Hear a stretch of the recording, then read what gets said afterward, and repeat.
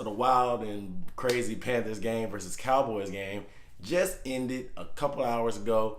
I'm still in shock from the crazy close game. The Panthers always tend to make games a little bit more close than they have to. But in this video, I'm going to give my reaction to what happened today, what to say about all the injuries that happened in this game, and what the Panthers are going to do going forward.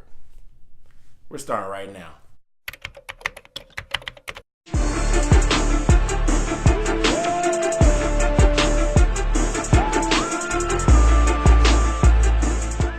What up, dude? What's up, everybody? It's Aaron Duncan here with the Necessary Bluntness Sports Talk. Man, you guys already know what it is. It's a channel where I might not tell you what you want to hear. I'm definitely going to tell you what you need to hear. And of course, I give recap and analysis of the best division in NFL, the NFC South. Of course, you guys want to see more videos about the Panthers, the Bucks, the Saints, or the Falcons.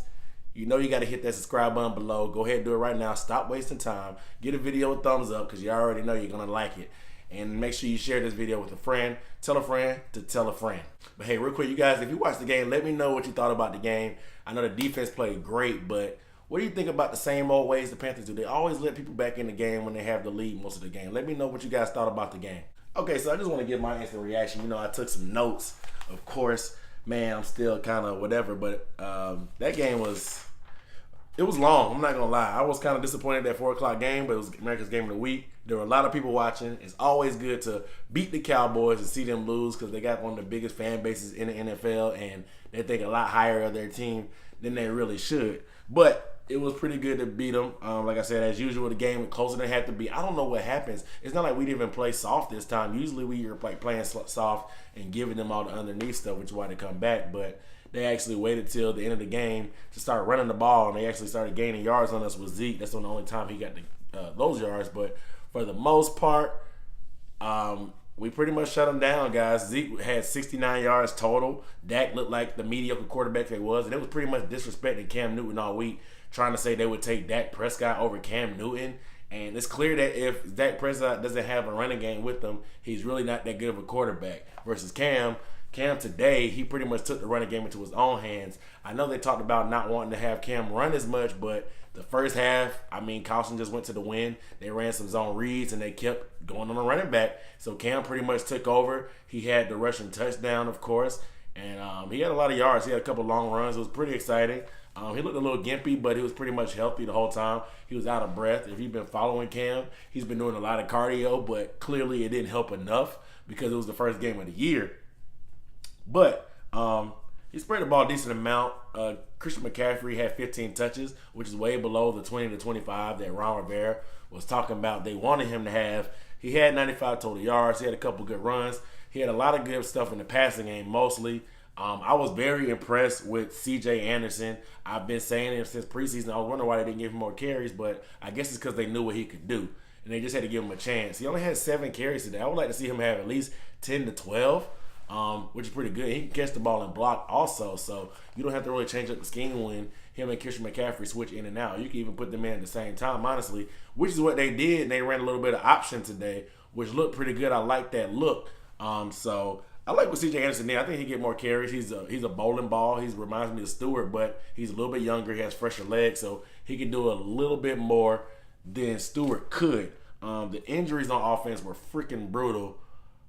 Greg Olsen, he stepped on somebody's foot, and he hurt the same foot that he hurt last year, where he missed like 8 weeks, I think, with that broken foot.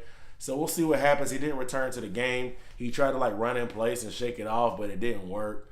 Ian Thomas, he's a young guy, but he still did. Ian Thomas is pretty athletic, so he can get some stuff done. Chris Manhurst is a good blocker, but nobody is as good as Greg Olsen. He's one of the best tight ends in the league. He's a Pro Bowl tight end, of course.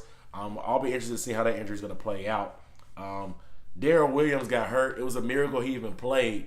And to see him make it almost through the whole game without getting hurt, and to get hurt on some fluky stuff where somebody blocked DeMarcus Lawrence into his leg and rolled up on him, sucked. He got carted off again like he did in camp. We'll see the word on that. They may end up having to actually put him on injured reserve like they wanted to initially. And then Amini Silatolu came in, and he was getting embarrassed. He's trash. So we got to find some answers.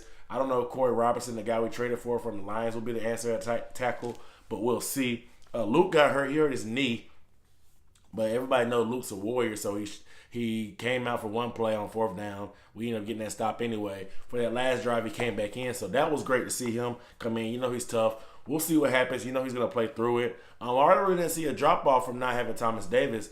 I know some of those plays where they ran to the outside, maybe TD would be there a little bit stronger.